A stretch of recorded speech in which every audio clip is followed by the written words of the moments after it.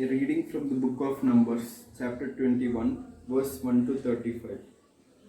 When the Canaanite, the king of Arad, who lived in the Negev, heard that Israel was coming by the way of Atharim, he fought against Israel and took some of them captive. Then Israel made a vow to the Lord and said, "If you will indeed give this people into our hands, then we will utterly destroy their towns." The Lord listened to the voice of Israel and handed over the Canaanites, and they utterly destroyed them and their towns. So the place was called Hormah. From Mount Hor they set out by the way to the Red Sea to go around the land of Edom. The people became impatient on the way. The people spoke against God and Moses. "Why have you brought us up out of Egypt to die in the wilderness? For there is no food and no water, and we detest the miserable of food."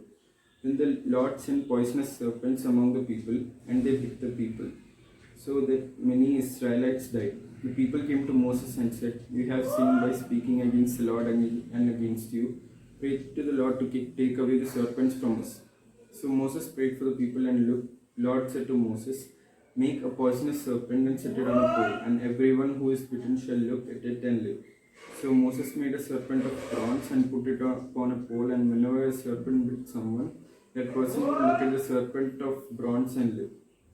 And Israelites set out and camped in Oboth. They set out from Oboth and camped at Eparchy in the wilderness, bordering Moab toward the sunrise.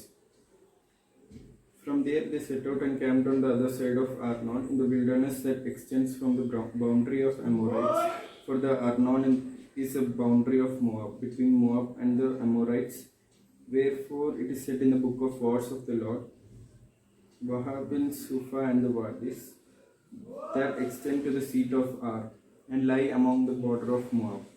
From there they continued to Gir, that is a well of which the Lord said to Moses, "Gather the people together, and I will give them water." Then Israel sang this song, "Spring up, O well, sing to it, the well that the leaders sang, that the nobles of the people dug. From the wilderness to Matana, by the top of Pisgah that overlooks the wasteland." Then Israel sent messengers to King Sihon of the Amorites, saying, "Let me pass through your land. We will not turn aside into field or vineyard.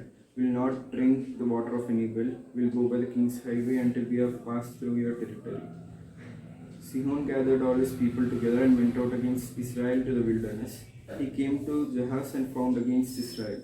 Israel put him to the sword and took possession of his land from the Arnon to the Jabbok, as far as the Ammonites, for the boundary of the Ammonites was strong. Israel took all these towns, and Israel settled in all these towns of the Amorites in Heshbon and in all its villages, who had fought against the former king of Moab and captured all his land as far as the Arnon. "Come to Heshbon, let it be built, let the city of Sihon established. For fire came out from Heshbon, flame from the city of Sihon, it devoured Ar of Moab. Woe to you, O Moab! You are undone, O people of Chemosh. He has made his son fugitives and his daughters captives to an Amorite king Sihon. So their posterity perished from Heshbon to Dibon, and we laid waste until fire spread to Medeba." Moses sent to spy out Jazer, and they captured its villages and dispossessed the Amorites who were there. Then they turned and went up to the road of Bashan, and King Og of Bashan came out against them and all his people to battle at Edrei. But the Lord said to Moses, "Do not be afraid of him, for I have given him into your land with all his people and all his land. Shall do to him as you did to King Sihon of the Amorites, who ruled in Heshbon." So they killed him, his sons, and all his people, until there was no survivor left, and they took possession of his land. This is the word of the Lord.